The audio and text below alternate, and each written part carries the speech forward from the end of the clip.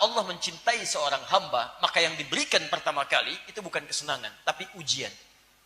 Maka ambil rumus ini, ketika Anda sedang mendapati ujian sebesar apapun, itu tandanya Allah sedang menurunkan cintanya kepada Anda. Ya. Pertanyaan saya, siapa di antara kita yang tidak ingin dicintai Allah? Boleh angkat tangan. Saya langsung suruh pulang. Jauh-jauh datang ke sini.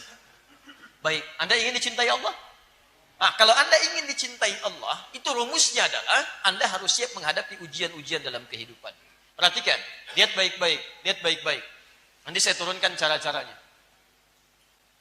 Bentuknya ada dua. Ini yang standar, bala. Quran, surah kedua, ayat 155. Walanabluwannakum bisyai'. Setiap yang hidup kami uji dengan ujian-ujian standar, supaya meningkat kualitas kehidupannya. Apa diantaranya? Khauf, khawatir. Ju', lafar. Wa naqsi minal amwal, harta berkurang. Wal anfus, mulai sakit sampai ada yang meninggal. Wat thamarat, kehilangan hasil pekerjaan yang telah lelah dilintis. Ya, dari awal dirintis, ikut tender, nanam modal, tiba-tiba hasilnya dirampas oleh orang lain. Ada yang demikian. Itu sederhana. Kalau semakin meningkat ujiannya, semakin besar. Maka rumus kalimatnya menggunakan yang ini, ibtala. Di bala ini yang standar, ibtala ini semakin tinggi. Semakin tinggi. Dalam kaidah bahasa Arab ada kaidah berbunyi begini. Ziyadatul mabna tadullu ala ziyadatil ma'na. Kalau huruf bertambah dari yang standar, dari akar kata, ini menunjukkan maknanya berubah lebih tinggi lagi. Ya, bala ini yang standar. Ditambah alif, hamzah wasal dengan ta. Jadi ibtala ini menunjukkan, maaf, ujiannya lebih kompleks. Ketika Allah memberikan ujian kepada Nabi Ibrahim alaihissalam, kalimatnya tidak menggunakan bala tapi ibtala. Quran surah kedua ayat 124, paling kanan di pertengahan. Wa idzibtala Ibrahima rabbuhu bikalimatin. Dan ingatlah, kalau ada kata idz itu bukan berarti hanya diminta mengingat. Ingat itu kan menghadirkan momentumnya supaya kita pelajari apa yang terjadi di masa itu. Seakan-akan Allah ingin katakan, "Hei, kamu pelajari ya.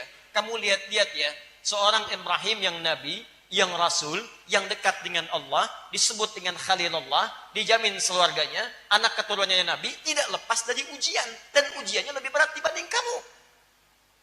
Lihat, begitu berumah tangga, mohon maaf, belum dapat keturunan. Diusir oleh kampungnya, dibakar juga, dilempari juga, berpisah dengan keluarganya. Begitu dapat keturunan pertama harus dipisahkan, harus disembelih dan sebagainya. Dia Nabi, dia Rasul, dekat dengan Allah, surganya jelas terjamin, keturunannya hampir semuanya Nabi, tapi masih diuji oleh Allah. Anda Nabi bukan, Rasul juga bukan, surga belum jelas, sedekat apa dengan Allah, keturunan gak ada yang jadi Nabi, tidak mau diuji, Anda siapa? Dan ujiannya lebih berat dibandingkan dengan kita. Jadi jangan bayangkan Nabi tidak diuji, selevel Nabi saja ujian lebih berat, dan mereka tidak mengeluh. Masa Anda yang bukan Nabi diuji sedikit langsung mengeluh? Coba silahkan, Nabi Ayub dikasih sakit, sakitnya tak terlukiskan. Di sini, habis semua. Silahkan cek, harta habis dalam sehari. Anak-anak diwafatkan oleh Allah, 12 yang wafat dalam sehari.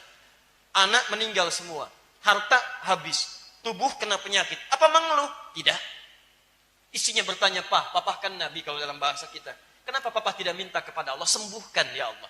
Minta sembuh. Tapi suami kita tenang, sehat. 20 tahun. Berapa lama kita diuji seperti ini? 7 tahun. Nanti saja, kalau ujian sakit ini sebanding dengan ujian sehat selama 20 tahun, baru saya memohon kepada Allah minta disembuhkan. Saya malu, dikasih senang 20 tahun, dikasih segini 7 tahun, masih mengeluh. Saya malu. Nanti kalau sakitnya sudah banding lurus dengan sehat, baru saya minta kepada Allah subhanahu wa ta'ala. Itu bayangkan. Barulah bermohon kepada Allah subhanahu wa ta'ala minta solusi. Quran surah 21, ayat 83-84. Paling kiri sebelah atas. Wa ayyuba idnada rabbahu anni massani yadhurru wa anta arhamur rahimin. Nabi Yunus, Dzannun, Masya Allah, antum yang punya pekerjaan, mohon maaf, antum pasti punya ujian. Ada yang iri, ada yang dengki, ada yang ingin menyingkirkan, menyungkurkan. Bukan cuma antum. Nabi Yunus lebih dahsyat dibandingkan antum. Punya pekerjaan beliau, berdakwah, naik ke perahu, diundi, dilempar ke laut sampai dimakan dengan ikan paus. Ikan paus nelan Nabi Yunus alaihissalam. Apa mengeluh? Apa protes dan sebagainya? Saya tanya kepada antum, siapa yang pernah masuk perut ikan paus? Gak ada. Nabi Yunus masuk perut ikan paus, berzikir kepada Allah. Antum yang ujiannya gak sampai segitu, kenapa antum meninggalkan zikir kepada Allah? menyelamatkan Nabi Yunus, Allah tawarkan tawaran serupa. Wa kadzalika nunjil mu'minin. Kalau ada orang beriman mengalami persoalan seperti Yunus alaihissalam. Teman-teman, lihat kalimatnya, ya. Ketika Allah mengeluarkan Nabi Yunus dari perut ikan paus, kalimat Qur'annya tidak mengatakan saya keluarkan dari perut ikan paus. Kalimat Qur'annya mengatakan saya keluarkan dia dari awan gelap yang menyelimuti.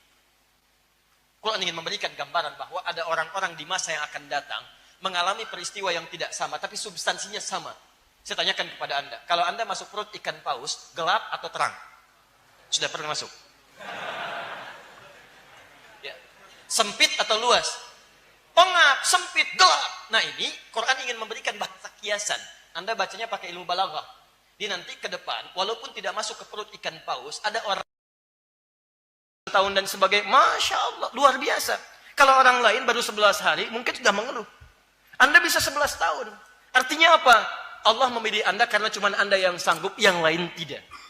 Makanya ketika Anda sedang punya persoalan seberat apapun, coba ingat ayat ini. La yukallifullahu nafsan illa wus'aha. Memang cuma saya yang dipilih oleh Allah karena saya punya kesanggupan, yang lain tidak. Saya sering katakan, kalau Anda punya masalah seberat apapun, jangan mengeluh. Ya Allah, why me? Kata Allah, why not? Kenapa tidak? Kamu yang bisa. Jelas ya?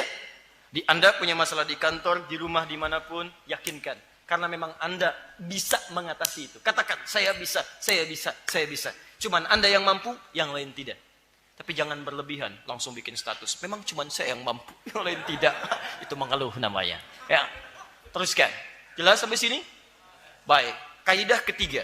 Saya berikan kaidahnya dulu, supaya setiap soal bisa menginspirasi kita. Jelas ya? Kenapa Ustadz saya sudah mencari, cuman saya yang belum dapat jodoh sampai saat ini? Oh, karena cuman Anda yang sanggup. Bukan. Ya, kaidah ketiga kita lihat. Kaidah ketiga. Baik teman-teman, fokus baik-baik ya. Satu apa tadi? Oh, kan? Setiap ujian ditujukan untuk meningkatkan kualitas hidup. Kalau sudah paham dengan rumus pertama, antum tidak akan mengeluh insya Allah. Kedua, ujian hanya diberikan pada yang sanggup. Yang tidak sanggup tidak akan dititipkan. Paham?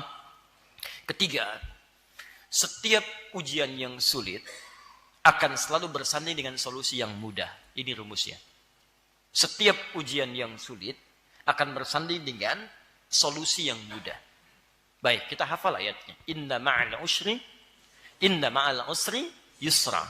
Lihat, fa inna ma'al usri yusra, surat Al-Insyirah, alam nashrah laka sadrak. Kita sudah mengerti dan paham itu ayatnya. Inna ma'al usri, setiap ada kesulitan, yusra, akan bersanding dengan solusi yang paling mudah. Dan sifat Allah tidak pernah menginginkan sulit bagi hambanya. Sifat Allah. Quran surah kedua Al-Baqarah ayat 185. Paling kiri, lihat di tengah ayatnya. Yuridullahu bikumul yusra, wala yuridu bikumul usra. Allah menginginkan setiap hamba itu mudah dalam kehidupannya dan tidak berkehendak setiap hamba mengalami kesulitan hidup. Jadi kalau Anda mengalami kesulitan dalam kehidupan tidak pernah tuntas, yang salah bukan Allah, yang salah Anda karena Anda tidak pernah mau keluar dari kesulitan itu.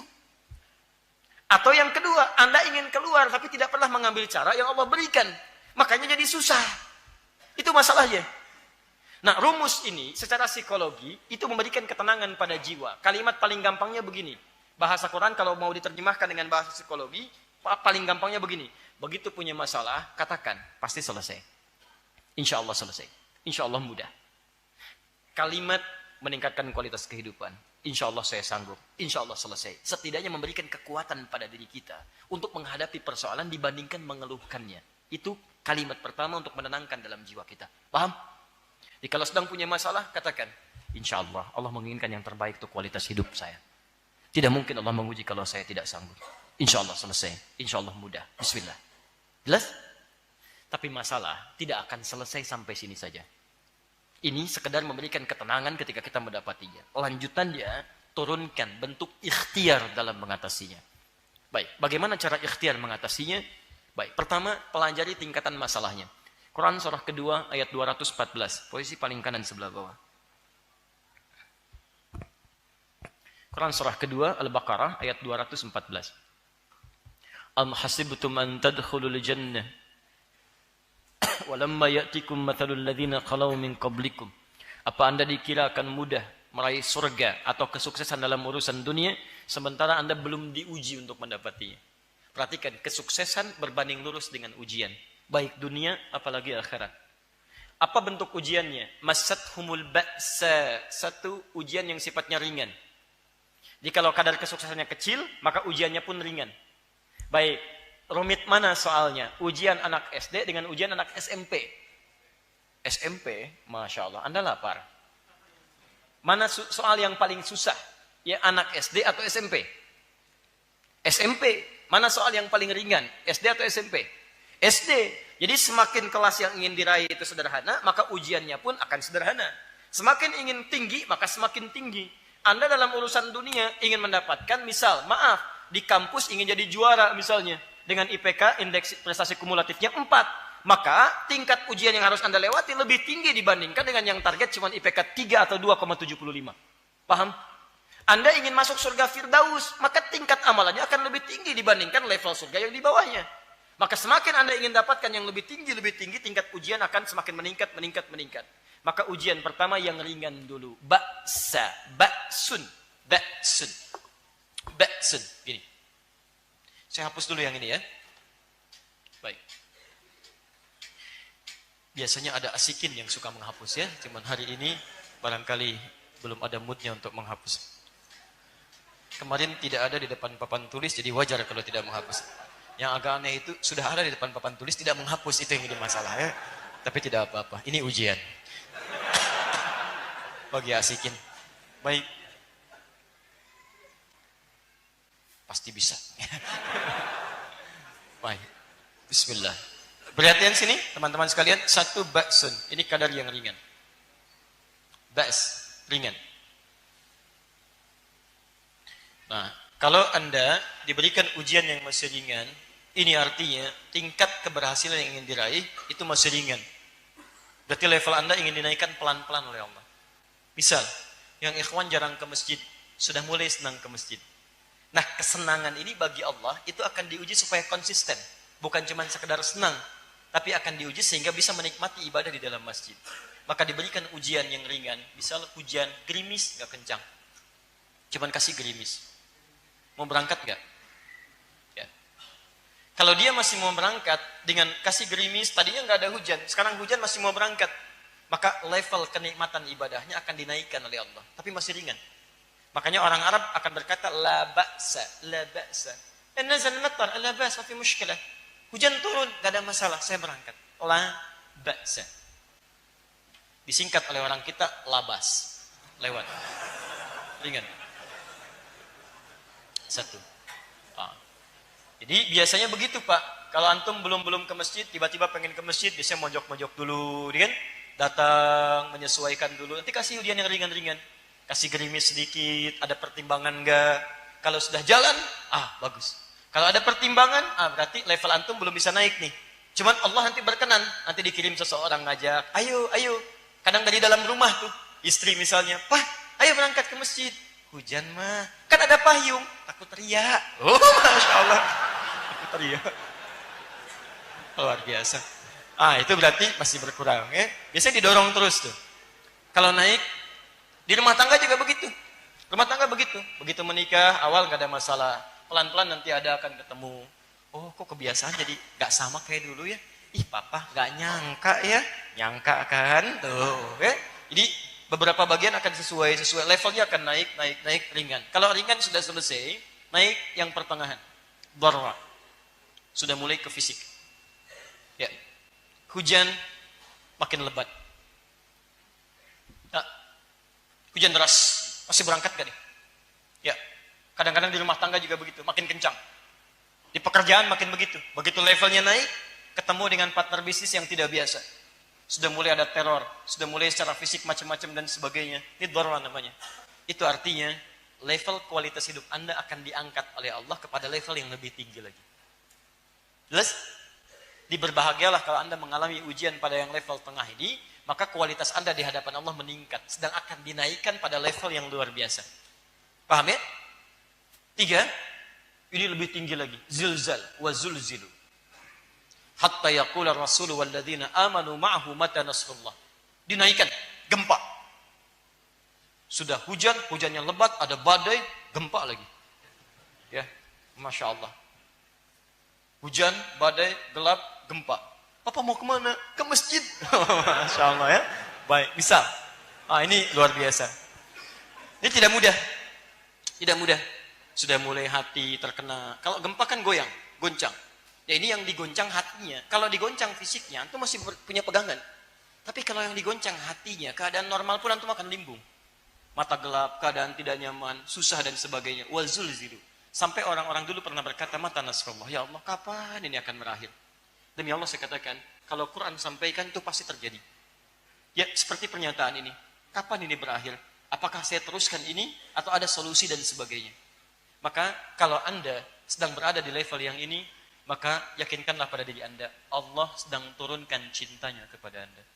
Anda dinaikkan level yang paling tinggi, puncaknya. Maka saran saya, kalau Anda sedang berada di puncak, Anda jangan turunkan ke bawah. Allah sedang angkat level Anda, kenapa Anda turunkan?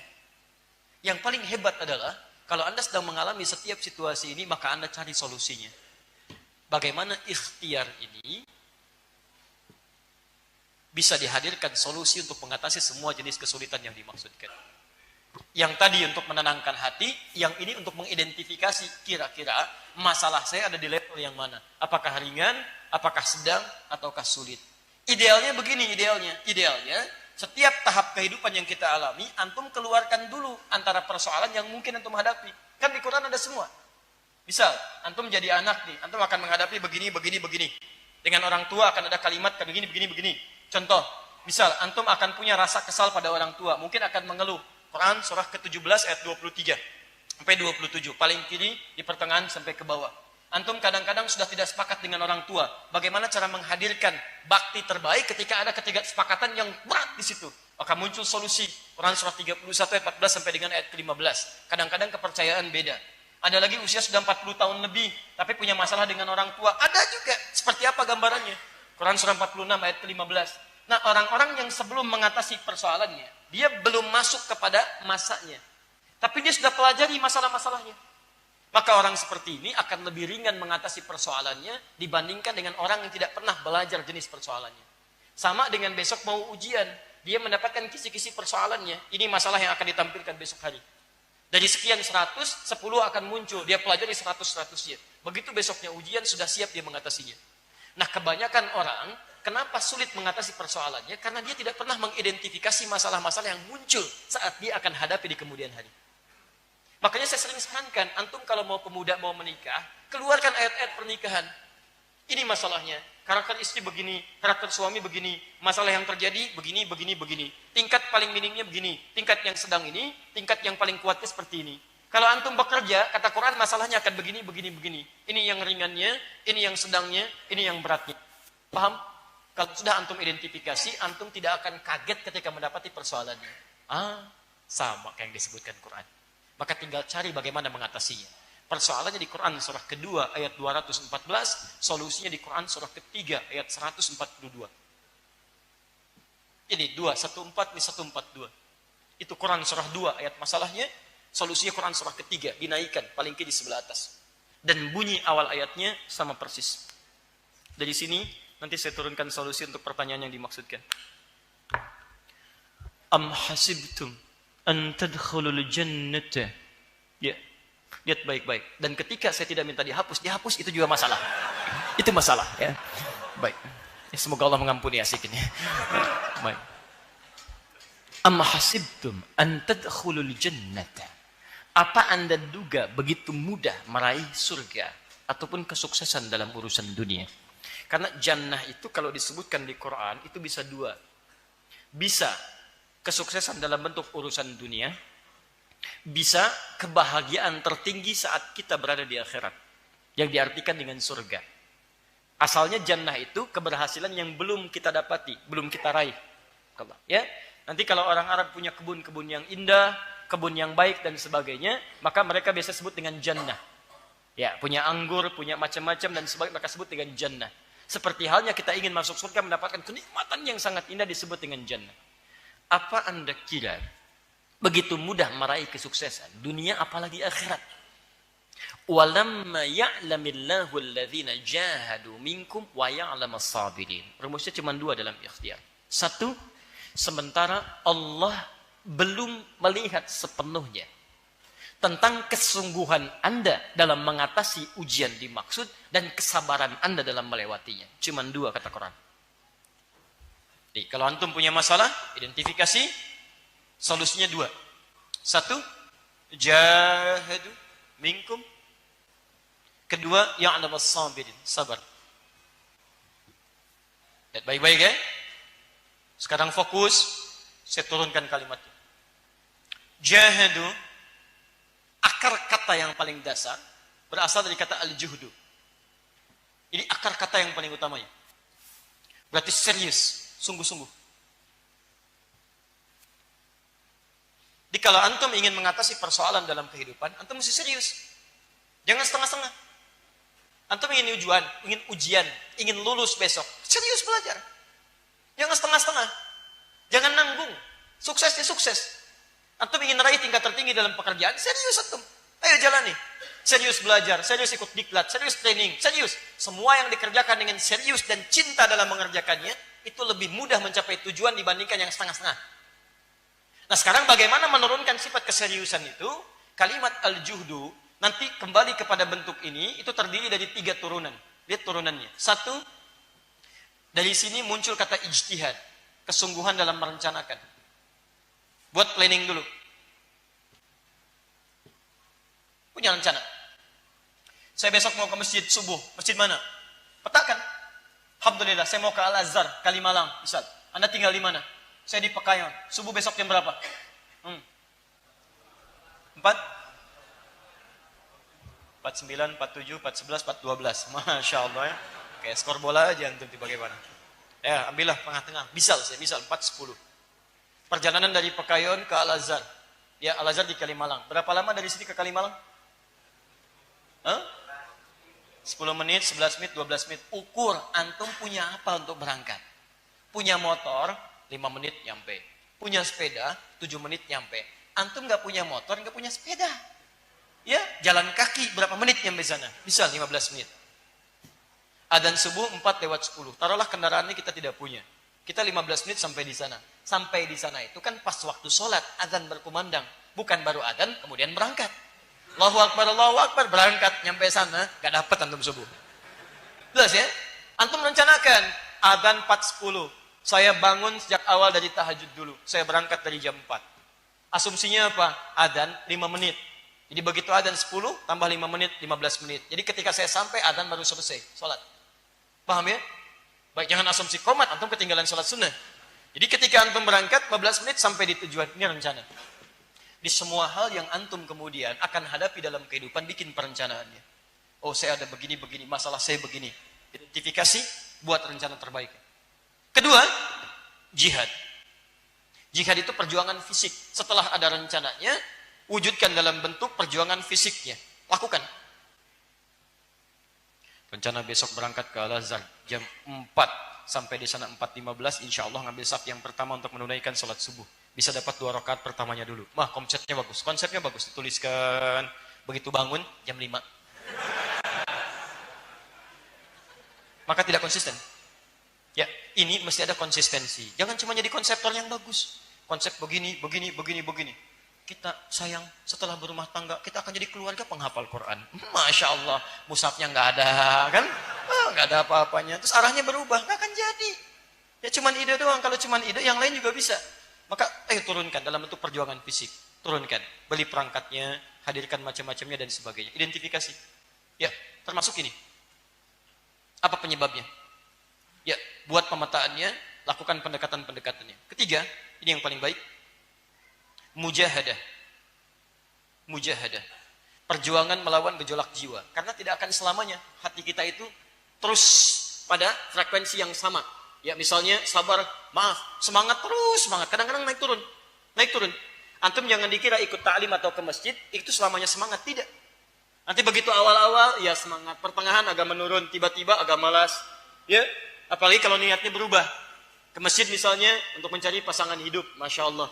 Begitu sampai di masjid ketemu pasangan. Sudah hidup gak ke masjid lagi. Itu jadi masalah. Ya. Macam-macam.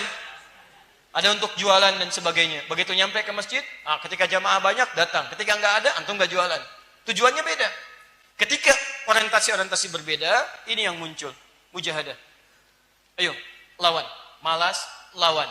Ya, turun semangat, lawan. Begitu antum bisa mengatasi ini semua, ijtihad rencanakan, identifikasi masalahnya, jihad dengan prakteknya, kemudian mujahadah atasi pergolakan jiwa, dan sabar menjalaninya. Ketika sabar menjalani ini semua, Allah turunkan solusi. Ini poinnya. Contoh prakteknya. Ini, langsung ke persoalan ini. Saya sudah berumah tangga 11 tahun, pertanyaan tadi. Kemudian, beliau sudah identifikasi masalahnya. Selama 3 tahun sudah berubah, apa solusi yang harus saya tempuh? Pertama tadi, ya Allah berikan ujian untuk meningkatkan kualitas kehidupan. Alhamdulillah. Tidak ada ujian yang diberikan kalau Anda tidak sanggup. Alhamdulillah, Anda diberikan kesanggupan sampai 11 tahun dan sebagainya. Tidak ada persoalan tidak selesai. Insya Allah selesai. Sekarang kita jalani bentuk ikhtiarnya. Pertama, identifikasi bentuk masalah. Lihat kebiasaan dan sebagainya. Mungkin atau tidak. Apa tawaran Quran yang pertama? Quran surah ke-66 ayat 11. Ini solusi yang langsung kita berikan. Quran surah ke-66 ayat ke-11. At-Tahrim ayat yang ke-11. Wa daraballahu mathalan lil ladzina amanu imra'ata fir'aun. Dan Allah memberikan perumpamaan yang sangat indah bagi orang-orang beriman, yaitu contoh istrinya Firaun. Siapa istrinya Firaun? Asya. Pertanyaan saya, kenapa tidak disebutkan langsung namanya Asya, tapi disebutkan istrinya Firaun? Ini yang mau saya berikan rumusnya. Dalam kaidah tafsir, jika ada persoalan dihadirkan dalam Al-Quran, langsung disebutkan namanya, bahkan lengkap dengan bin-bintinya, ini menunjukkan persoalan dimaksud hanya akan menimpa orang itu, tidak akan terjadi di masa depan. Contoh Maryam. Wa Maryam ibnata Imran. Maryam, anak perempuannya Imran. Ketika disebutkan langsung ke binti Imrannya, ini menunjukkan peristiwa itu hanya terjadi pada Maryam binti Imran. Tidak akan lagi terjadi pada perempuan-perempuan lain. Apa itu? Mengandung dan melahirkan tanpa disentuh laki-laki manapun. Walam yamsasni bashar. Tidak disentuh. Ingat, kalau yang melahirkan tanpa bapak itu banyak. Tapi yang melahirkan tanpa disentuh laki-laki manapun itu cuma Maryam binti Imran. Jelas ya? Jadi kalau ada yang ngaku-ngaku Maryam di zaman kini mengaku saya juga bisa mengandung melahirkan tanpa bapak. Nama saya juga Maryam. Maryam binti apa? Binti Asep misalnya. Itu bukan. Yang benar binti Imran, ya, yang lain tidak. Tapi kalau Anda menemukan dalam Quran namanya tidak disebutkan nyata, inisial atau gelar, ini menunjukkan peristiwa itu akan terjadi lagi di masa depan dengan, awas, kejadian yang sifatnya berbeda tapi substansinya sama. Fir'aunnya memang sudah nggak ada, tapi kelakuannya masih ada. Itu. Fir'aun dulu melarang istrinya untuk beribadah, melarang sholat, memaksa jauh dari Allah Subhanahu wa Ta'ala, melarang untuk mengerjakan kebaikan-kebaikan. Ada tipikal suami semacam itu sekarang? Ada beberapa bagian ditemukan. Maka Allah berikan gambaran, Allah tawarkan, jika Anda ingin seperti Asya yang mendakwahi suami sampai nyawa kemudian berakhir dan kembali kepada Allah Subhanahu wa Ta'ala, maka itu pilihan bagi Anda. Silakan. Dan dia katakan, ya Allah, saya ingin tukar perjuangan saya ini dengan surga di akhirat. Rabbibnili baitan fil jannah. Ya Allah, mohon bangunkan saya rumah di surga dan selamatkan saya dari kekejaman Fir'aun. Wa najjini min Fir'auna wa amalih, dan perbuatan-perbuatannya. Selamatkan saya. Artinya apa? Ketika dia mengatakan selamatkan saya, dalam riwayat disebutkan pada saat itu sudah sampai pada puncaknya. Dia dakwahi Fir'aun. Dia sampaikan saya berubah jadi Islam, saya ikuti Musa dan sebagainya. Kemudian Fir'aun murka sebesar-besarnya ingin meninggalkan dia, memaksa dia meninggalkan keyakinannya, lalu diancam. Saya ancam kamu dengan, maaf, siksaan yang tidak wajar. Digelindingkan batu besar, dia diikat dan diancam akan dihancurkan pada saat itu. Maka dia berjuang sampai titik darah penghabisannya, sampai ajalnya kembali kepada Allah Subhanahu wa Ta'ala, dan dia bermohon kepada Allah, ya Allah, mohon tukar perjuangan saya dengan surga, ya Allah. Tukar dengan surga. Kalau Anda masih merasakan rasa cinta kepada suami Anda dan ingin mendakwahinya, dan Anda punya kesanggupan untuk itu, maka tawaran pertama, silahkan Anda memilih seperti Asya. Dakwahi dia, kemudian Anda berjalan dalam hadapan Allah Subhanahu wa Ta'ala, dan Anda hadirkan kedekatan kepada Allah Subhanahu wa taala, berlindung kepadanya dan Anda yakinkan kepada Allah, memang saya dititipkan seperti ini, mungkin surga saya ada di sini. Saya ikuti, saya ajak dia, saya sampaikan, ketika dia melarang saya salat, saya tetap salat, ya, dengan cara-cara yang mungkin ada kebaikan-kebaikan di dalamnya. Malam Anda tahajud, memohon kebaikan kepada Allah Subhanahu wa taala dan sebagainya. Kalau ini Anda sanggup lakukan, maka ini tawaran yang pertama. Yang kedua, Allah tidak mungkin membebani seorang hamba di luar batas kemampuannya. Kalau memang Anda merasa tugas dari Allah dititipkan kepada Anda 11 tahun ini, dan 3 tahun menjadi 14 tahun, Anda telah berusaha, dan Anda yakinkan pada diri Anda bahwa level Anda tidak harus sampai kepada merubah dia menjadi lebih baik, tapi level Anda memberikan nilai-nilai kebaikan pada dia, dan mungkin dari sisi ini ada tahapan-tahapan yang bukan Anda yang harus meluruskannya, tapi orang lain. Maka Anda bisa memilih yang kedua. Apa itu?